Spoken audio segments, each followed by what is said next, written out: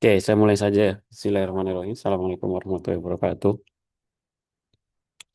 Hari ini Waalaikumsalam warahmatullahi ya, hari ini saya akan bahas tentang materi terakhir ya, karena minggu depan kita sudah masuk UAS. Untuk materi apa yang akan ditanyakan di UAS itu apa saja, kalian bisa baca dari materi-materi sebelumnya ya. Apa yang sudah kita pelajari dari konsep tautologi, kontingensi, sama kontradiksi ya, sama logika setara, ekuivalen. Nah, soalnya seperti apa? Soalnya sama seperti UTS kemarin, tapi kalau UTS kemarin jawabannya pakai Python ya, nanti UAS-nya pakai Python juga tapi dengan tampilan user interface ya, yang sudah dipelajari menggunakan Streamlit. Hari ini saya bahas tentang kontraposisi. Kontraposisi itu apa? Dalam pengertiannya adalah kontraposisi bentuk logika ekuivalen atau bentuk logika ekuivalen atau logika setara yang kita pelajari sebelumnya dari suatu implikasi. Kontraposisi membalik atau menghasilkan bagian dari menegasikan, membalik atau menegasikan bagian dari P atau Q ya. Kemarin kan kita sudah belajar tentang logika setara. Logika setara itu yang tabel kebenarannya sama terus ya. Nah, kalau kontraposisi itu ketika tabel kebenarannya lawan katanya atau negasinya. Contohnya P implikasi Q, negasi Q implikasi negasi P. Itu namanya kontraposisi. Secara definisi mudah ya.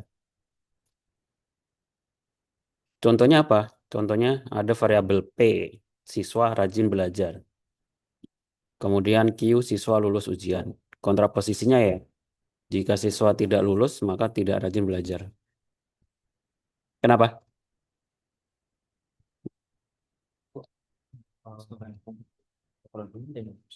Setengah dua ya? Nanti dulu, setengah dua. Ya. Jadi kontraposisinya adalah jika siswa tidak lulus ujian, maka siswa tidak rajin belajar. Tabel kebenarannya bisa diimplementasikan seperti apa?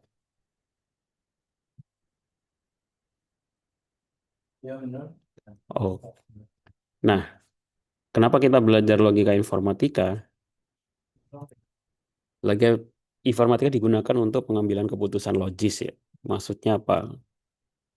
Maksudnya itu untuk pembuatan sistem. Contohnya adalah algoritma pemrograman, sistem bakar, expert system, kecerdasan buatan. Kecerdasan buatan itu biasanya juga menggunakan logika informatika ya. Isinya cuma if else saja.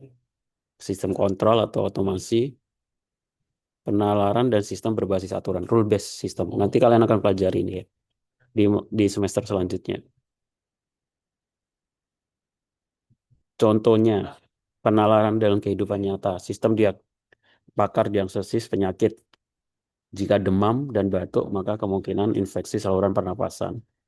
Itu logikanya bisa ditulis P sama dengan demam, Q sama dengan batuk, R sama dengan infeksi. Kalau dituliskan dalam bentuk logika informatika, P dan Q ya, implikasinya sama dengan R. Atau demam dan batuk kemungkinan adalah terjadi saluran infeksi. Nanti nah, dalam sistem pakar diagnosa penyakit seperti itu ya. Implementasinya seperti itu. Terus contoh yang lain, sistem otomatisasi smart home. Jika suhu di atas 30 derajat dan ada orang di rumah, maka nyalakan AC.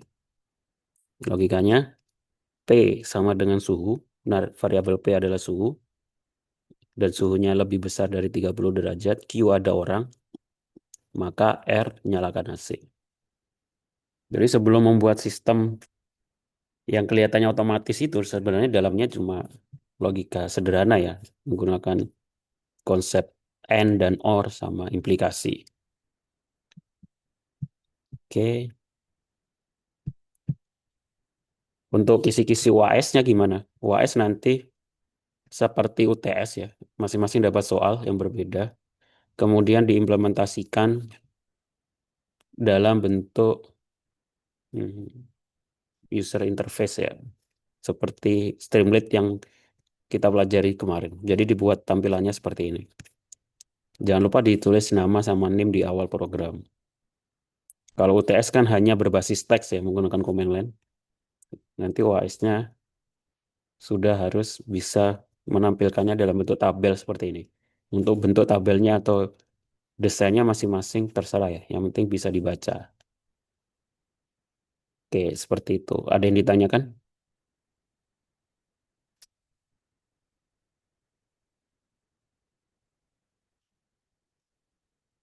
Nggak ada.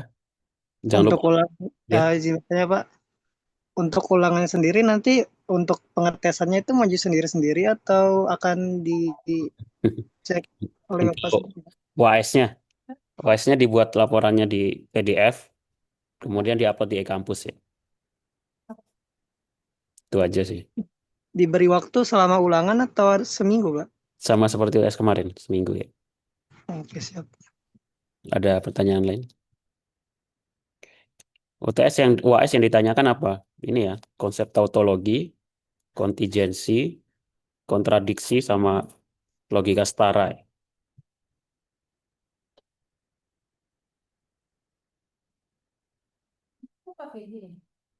Temannya yang nggak datang bisa dikasih tahu, kalau nggak nanti di-share link rekamannya, biar nggak ketinggalan informasi. Oke, kalau ada yang ditanyakan nanti silakan ditanyakan di grup ya. Saya buat grup buat ditanya, jadi jangan di Japri. Ditanyakan di grup aja, biar yang lain itu bisa, kalau ada informasi juga bisa tahu. Karena kalau Japri ini kadang yang ditanyakan sama gitu ya. Kalau di grup kan siapa tahu punya pertanyaan yang sama, nggak perlu nanya-nanya lagi. Oke, seperti itu ya. Terima kasih yang sudah datang. Saya akhiri. Assalamualaikum warahmatullahi wabarakatuh.